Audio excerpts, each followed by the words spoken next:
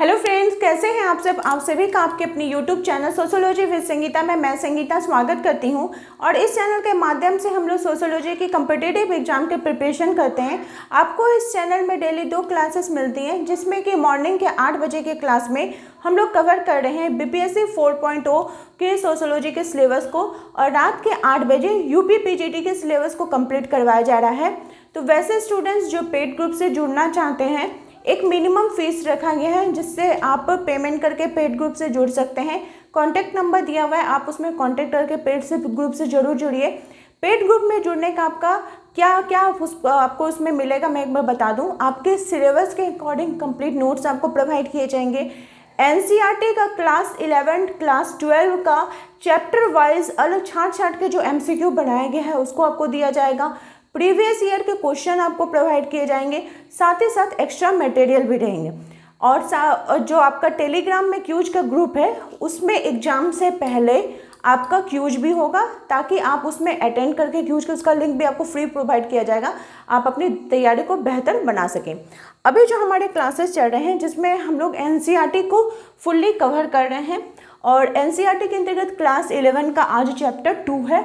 और आप लोगों के पास अगर बुक अवेलेबल है तो आप लोग देखे होंगे, या फिर जब आप ग्रुप में ज्वाइन कीजिएगा तो पीडीएफ फॉर्मेट में आपको एनसीईआरटी का बुक भी मैं प्रोवाइड कर दूंगी। जो सेकंड चैप्टर है वो है समाजशास्त्र में प्रयुक्त शब्दावली, संकल्पनाएं एवं उनका उपयोग। ये आप देख सकते हैं, इस चैप्टर को हम लोग पढ़ेंगे। ये आपका क्लास 11 का पुस्तक समाजशास्त्र परिचय इसके अंतर्गत है। तो हम लोगों को पिछले अध्याय में देखा था कि समाजशास्त्र क्या है, समाज और समाजशास्त्र क्या है, उसका हम लोगों ने पूरा कंप्लीट अध्ययन किया था। और इसके अंतर्गत ही आप जब आप आगे बढ़िएगा तो आपको देखने को मिलेगा कि जो कुछ प्रमुख अवधारणाएं दिए गए, संकल्पनाएं दिए गए। अवधारणा या संकल्पना का मतलब हुआ कि जो बेसिक कॉन्सेप्ट होता है। और देखिए, बेसिक कॉन्सेप्ट जो होता है वो किसी भी चीज़ का क्या होता है, एक रीढ़ का हड्डी होता है, रूट होता है उसका। क्योंकि जब आप इंग्लिश पढ़ते हो तो आप अल्फ़ाबेट पढ़ते हैं, उसी प्रकार से जैसे आप हिंदी पढ़ते हैं तो वर्णमाला पढ़ते हैं। तो जब तक आप उन चीज़ों को नहीं जानते हैं आप अक्षर को नहीं पढ़ पाते। उसी प्रकार से समाजशास्त्र के अंतर्गत भी कुछ ऐसे वर्ड यूज़ किए जाते हैं कि अगर आप उनको समझ लें कि ये क्या बोला जा रहा है तो आपको पूरा कॉन्सेप्ट समझने में बहुत ही आसानी होगी। तो एनसीईआरटी में क्या होता है कि हमारा बेसिक कॉन्सेप्ट को क्लियर करवाया जाता है। इसकी जो लैंग्वेज है थोड़ी समझने में दिक्कत होते हैं, लेकिन मेरी पूरी कोशिश रही है और नोट्स भी मैंने वैसे ही बनाया ताकि आपको इजी टू इजी वे में आप उसको समझ सके। एकदम इजी लैंग्वेज का प्रयोग किया गया है। तो इसी के अंतर्गत आपको जो पढ़ना है वो है सामाजिक समूह एवं समाज। आप लोग यहाँ पे देखेंगे, यहाँ पे टॉपिक दिया हुआ है सामाजिक समूह एवं समाज। आप तो पढ़िएगा, ऐसे आप पढ़ के उसको निकल जाइएगा, आपको समझ में है। लेकिन ये जो सामाजिक समूह एवं समाज है ये बहुत ही बड़ा कॉन्सेप्ट है। हम लोग को क्या करना है, एनसीईआरटी का तो हेल्प लेना ही है, साथ ही साथ इसको थोड़ा डिटेल्स में थोड़ा एक्स्ट्रा लेवल का करते हुए पढ़ना चाहिए। ठीक है, तो चलिए स्टार्ट करते हैं हमारा आज का टॉपिक, एनसीईआरटी का सामाजिक समूह और समाज। ठीक है, क्या है सामाजिक समूह और समाज। अरस्तु जो महोदय थे, अरस्तु को हम लोगों ने देखा समाजशास्त्र के विकास के चरणों में जो प्रथम अवस्था थे उसमें उनका वर्णन किया गया है। तो उन्होंने बताया है कि मनुष्य एक सामाजिक प्राणी है। ये कथन किसका है, तो अरस्तु महोदय का। क्योंकि मनुष्य क्या करता है, समाज में रहता है, समाज में रहकर ही अपने जीवन की दिनचर्या को वो कंप्लीट करता है। समाज के अंतर्गत जो विभिन्न संस्थाएं हो गए, परिवार हो गए, संगठन हो गए, समूह हो गए, उन सभी को वो समाज में रहकर ही अपना पूर्ण करता है। तो ये किनका कथन है, अरस्तु महोदय का कथन है। एक और थिंकर है आर्गबर्न एवं निमकॉफ। क्या नाम है, आर्गबर्न एवं निमकॉफ। उनके अनुसार विभिन्न समाजशास्त्रियों ने विभिन्न परिभाषाएं दी हैं। तो आर्गबर्न एवं निमकॉफ के अनुसार जब 2 या 2 से अधिक व्यक्ति एक साथ मिलते हैं और एक दूसरे को प्रभावित करते हैं तो वो क्या होता है, सामाजिक समूह कहलाता है। एक चीज़ तो आपको समझना पड़ेगा कि समूह क्या होता है और सामाजिक समूह क्या होता है। समूह मतलब हो गया जब भी एक से अधिक, मान लीजिए जैसे ये 2 पेन है, एक कोई व्यक्ति समूह नहीं बना सकता, लेकिन जब 2 पेन आ जाए तो वो समूह बनता है, माने 2 से या 2 से अधिक जो भी हो तो वो समूह होगा।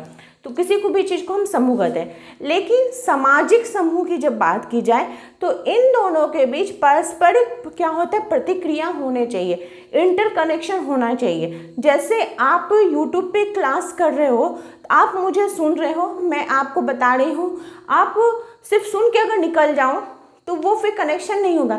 लेकिन आप सुन रहे हैं, आपको क्लास कैसी लग रही नहीं लग रही, आप मुझे अगर कमेंट करके बताते हो, अपने कुछ थॉट्स रखते हो, ठीक है, तो वो क्या होगा, हमारे और आपके बीच एक कनेक्टिविटी हुई, तो वो कैसा हो जाएगा, एक सोशल ग्रुप बनता है। क्या बनता है, सोशल ग्रुप बनेगा। उसी प्रकार से मैकआइवर के अनुसार समूह से हमारा तात्पर्य मनुष्य के उस संकलन से, मतलब कनेक्शन से है, जो एक दूसरे के साथ सामाजिक संबंध स्थापित करते हैं। जब भी हम समूह, सामाजिक समूह जब आएगा तो याद रखिएगा पारस्परिक निर्भरता होनी चाहिए, सामाजिक संबंध होना चाहिए।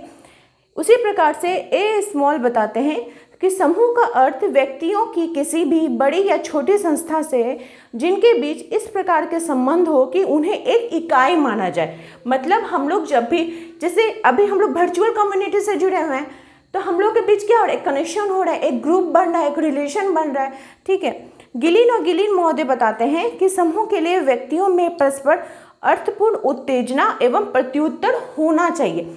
जैसे देखिए, एक उदाहरण के रूप में भी बताया गया है कि 2 साइकिल वाले जा रहे हैं, ठीक है, इधर से एक साइकिल वाला जा रहा है, इधर से एक साइकिल वाला जा रहा है, दोनों जा रहा है, दोनों आपस में टकरा गया, टकरा के नीचे गिर गया, उठ के अपना चला गया, तो उन दोनों के बीच किसी प्रकार का रिलेशन नहीं बना।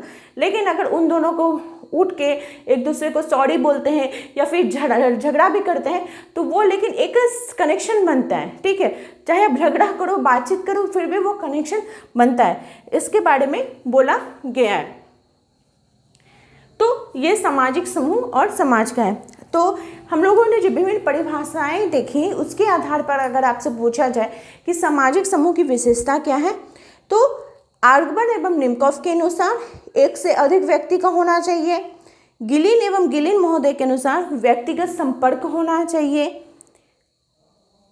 उसके बाद सापिर महोदय ने समान हित या स्वार्थ की बात की है। उसके बाद आपका फीचर महोदय ने ढांचा के बारे में बात की है। मैकआइवर एवं पेज पारस्परिक जागरूकता बताते हैं, मूर्तता बताते हैं, स्थायित्व एवं निरंतरता बताया जाता है, ठीक है। अब हम लोग कहते हैं कि समूह के कौन कौन से तत्व हैं। तत्वों को देखेंगे कि समूह के तत्व कौन कौन से हैं, उसके बाद इसके विभिन्न प्रकारों को हम लोग देखेंगे। तो समूह के अगर तत्वों की बात करें तो गिटलर महोदय, एक थिंकर आते हैं गिटलर, ठीक है, कौन आते हैं, गिटलर। इन्होंने 2 प्रकार के तत्व बताए हैं समूह के। कितने तत्व बताए हैं, 2 प्रकार के तत्व बताए हैं। वे 2 प्रकार के तत्व कौन कौन से हैं, अंतः पक्ष और बाह्य पक्ष। अंतः पक्ष और सेकंड है बाह्य पक्ष। 2 प्रकार के तत्व किसने बताए हैं, तो गिटलर महोदय ने। मर्टन महोदय ने आपके 3 प्रकार के तत्व बताए हैं।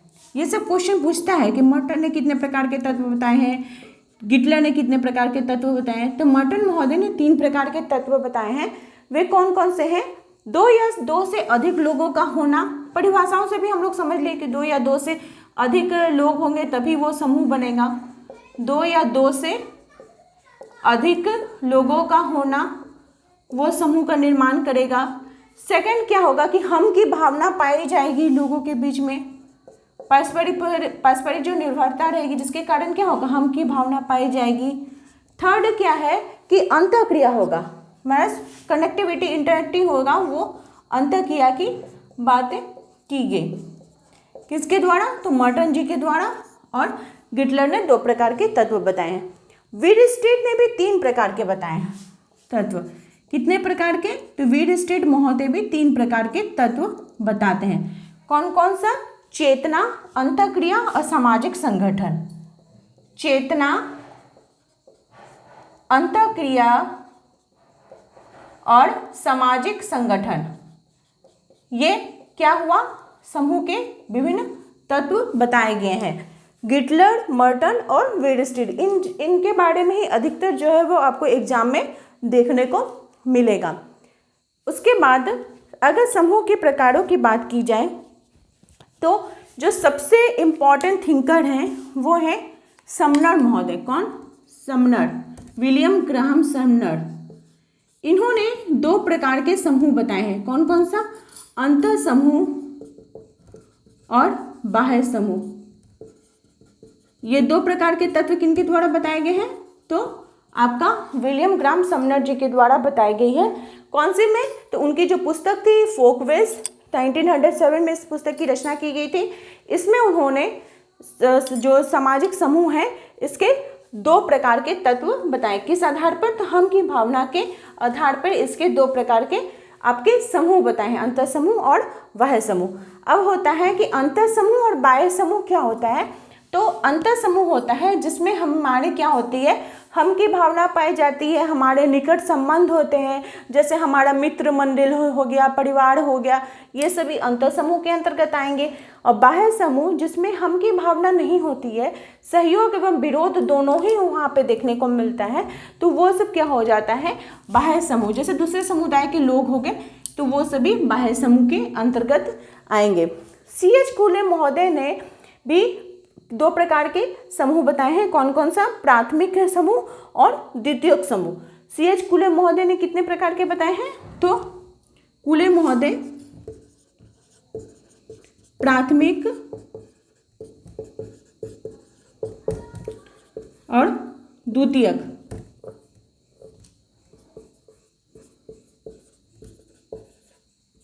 दो प्रकार के समूह के बारे में किसने बात की है? तो C.H. कूले महोदय ने की है। कहाँ पे की है? तो उनकी जो पुस्तक थी सोशल ऑर्गेनाइजेशन, सोशल ऑर्गेनाइजेशन,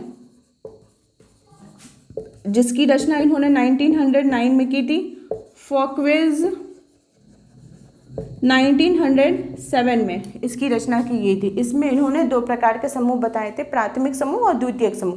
प्राथमिक समूह जो होता है इसमें आमने सामने का संबंध पाया जाता है, और द्वितीयक समूह जो होता है जिसमें हम की भावना नहीं रहती है, प्राथमिक संबंध नहीं होता है।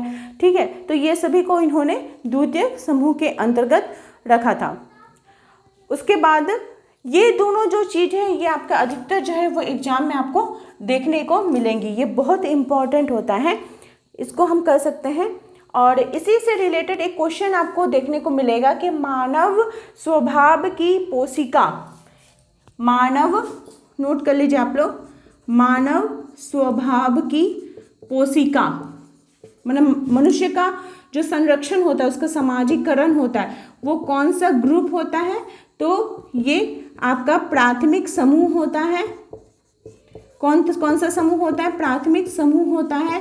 और ये किसने बताया है? तो ये कूले महोदय ने बताया है। ये किसका कथन है? तो कूले महोदय का। इंपॉर्टेंट है बहुत, ये भी एग्जाम में आपको क्वेश्चन पूछेगा कि मानव स्वभाव की पोषिका किसने कहा है? किसको कहा है? तो प्राथमिक समूह को कहा है। किसने कहा है? तो C.H. कूले महोदय ने कहा है। कूले महोदय ने 3 प्रकार के प्राथमिक समूह बताए हैं। वे कौन कौन से हैं? परिवार, क्रीड़ा समूह जिसको खेल समूह भी बोला जाता है, मित्रों का समूह भी बोला जाता है, और पड़ोस, इनको इन्होंने प्राथमिक समूह के अंतर्गत रखा है। क्योंकि मनुष्य का जो मानवीकरण होता है, जो उसका सामाजिकरण होता है, वो प्राथमिक समूह के अंतर्गत ही होता है। वहीं पे मनुष्य अपना जीवन जीने का तरीका, लोगों के साथ व्यवहार करने का तरीका जो वो कहाँ सीखता है? तो वो प्राथमिक समूह के अंतर्गत ही सीखता है। ठीक है, ये चीज़ को ध्यान में रखिएगा। एक और है कि जैसे द्वितीयक समूह तो आप लोगों ने समझा, तो द्वितीयक समूह से क्वेश्चन आपको देखने को मिलेगा, छुओ और जाओ की संज्ञा किसने दी है? ठीक है, छुओ और जाओ की संज्ञा किसने दी है? तो छुओ और जाओ की जो संज्ञा है ये द्वितीयक समूह को बोला जाता है, क्योंकि इसमें आमने सामने का संबंध नहीं होता है। ठीक है, किसने दी है? तो बोगार्ट्स महोदय ने दी है। समझ रहे, देख रहे हैं ना, एक टॉपिक से आपको कैसे घुमा घुमा के आपको क्वेश्चन पूछेगा, कितना डीपली आपको क्वेश्चन पूछ सकता है। तो जो नोट्स है आपको उसी प्रकार से ही बनाया गया है, ताकि आपको नोट्स पढ़िए तो आपको कहीं बाहर जाने का जरूरत ना पड़े, उसी में ही आपका कंप्लीट हो जाए। छुओ और जाओ की संज्ञा जो है वो किसने की है? तो बोगार्ट्स महोदय ने। P.H. लैंडिस ने ऐसे समूहों में घनिष्ठता की कमी की बात की है, जिसके कारण उन्होंने, लैंडिस महोदय ने द्वितीयक समूह को शीत समूह भी कहा है। क्या क्या शीत जगत या शीत संसार के नाम से भी जाना जाता है। तो आज की क्लास में हम लोगों ने सामाजिक समूह के संदर्भ में देखा। कल फिर हम लोग इसके जो नेक्स्ट अवधारणाएं जैसे सहयोग हो गया, संघर्ष हो गया, नियंत्रण हो गया, इन सभी को डिटेल्स में जानेंगे। आप इसी प्रकार से मेरे चैनल के साथ बने रहिए। आप सभी का मेरे चैनल में बने रहने के लिए बहुत बहुत धन्यवाद।